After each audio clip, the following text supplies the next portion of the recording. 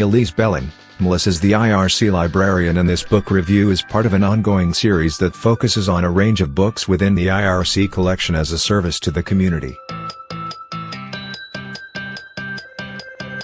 What would you do if you suddenly found yourself with some money? Would you give it to family? Which part of the family? Would you pay off your debts? One could go on for a long time questioning you on the idea of how money changes things, but let's get right to the point of the story, which ironically might not be as much about money as it is about the cultural tinting and understandings of reality. In A Small Fortune, the title refers to the small fortune awarded our Pakistani immigrant main character in a divorce settlement from his English wife. However, much of the storyline really revolves along the lines of looking at the Eastern and Western cultures through the lens of someone on the border between the two. Our main character, Harris, is living broke in northern England and is being exploited mercilessly by a slightly shifty cousin. Harris's daughter has dropped out of med school in London and refuses any assistance or connection with him, and instead lives the English way of putting freedom and pleasure before family and duty with her English boyfriend.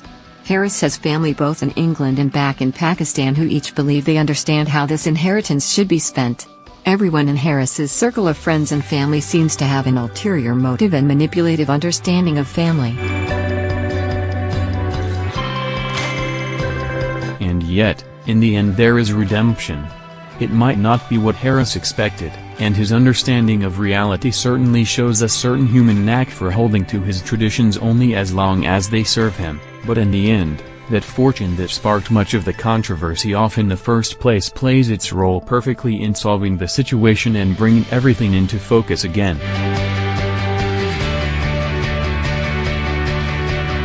This is a debut novel that expertly stares down stereotyping, on all sides, and our understanding of reality, and looks at how we are both independent and interconnected at once.